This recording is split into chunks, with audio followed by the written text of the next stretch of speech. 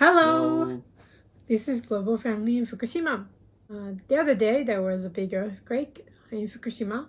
先日大きな地震がありました and we received lots of comments from people on YouTube and Instagram checking to see if we were alright. で、そこでちょっと福島県に住んでるのは皆さんわかると思いますので、なんかたくさんコメントとかいただきましたので、So we thought we would take a quick video to let you know how we are. まあ、大丈夫だよっていうビデオを作りたかったです。And this time, because we want to put it up quickly, we're not going to put in subtitles, so we're just going to speak both languages. So please understand. 今回は、字幕の編集時間を短縮するために英語と日本語両方喋って動画を撮ります。ご理解ください。So on March 16th, 2022, at about 11:36 p.m., there was a big earthquake off the Fukushima coast. The magnitude was about 7.3, and it was at a depth of 60 kilometers, which basically means that because it's so deep and so strong, it was felt almost all the way across Japan.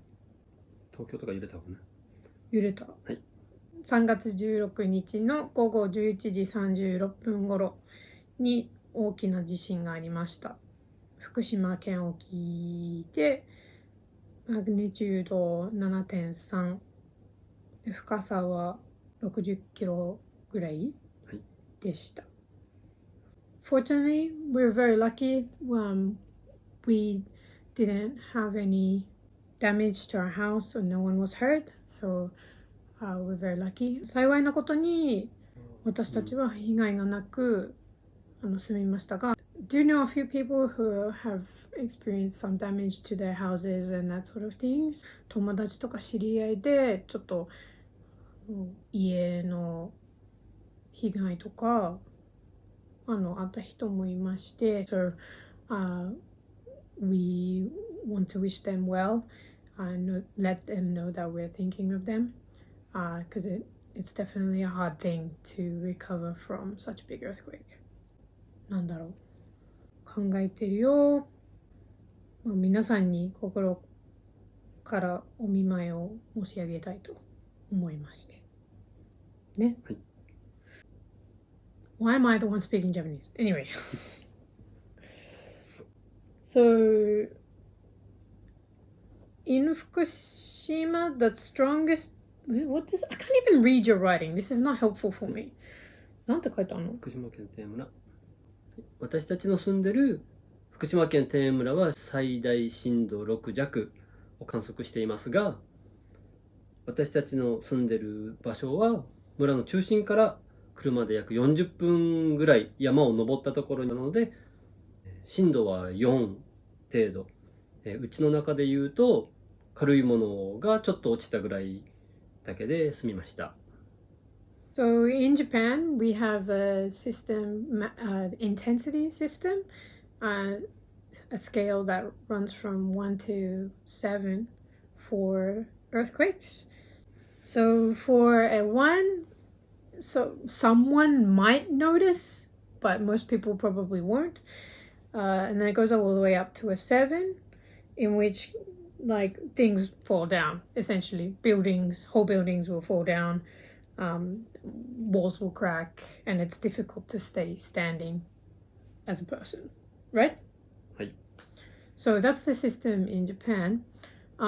It's more useful than the magnitude because the magnitude, depending on how deep it is and where it is, it doesn't really say what it will feel like, whereas the intensity system is useful for knowing like how much it shakes and what it really felt like in the place. So this time's earthquake, the strongest was a strong 6, so pretty high. In Tenye village where we live, the strongest was a weak 6, which is still very, very high.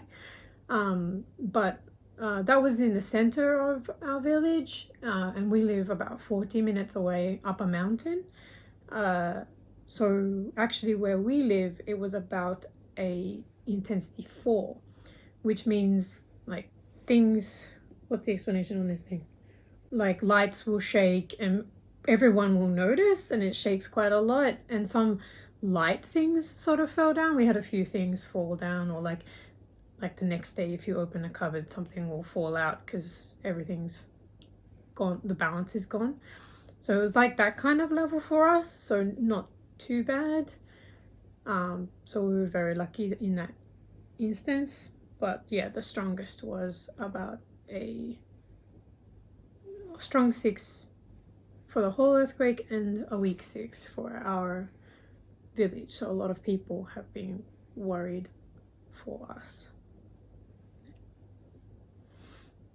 As a reference, the Great East Japan earthquake of 2011, the strongest was a 7, which is obviously the largest number on the intensity scale. So actually it's interesting, this earthquake is not considered to be a aftershock of 2011. It's a different earthquake apparently. どうぞ日本語を。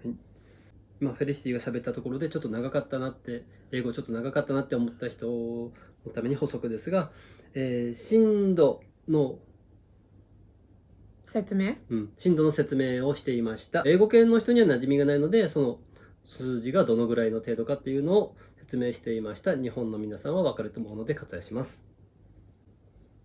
あと英語でもなんかちょっと分かりやすいかなと思うんだけど、東日本大震災の時はその震度最大7だったので、そのちょっと英語で説明したんですけど、今回は6強が最大で、天村は6弱で、こっちは震度4だったね。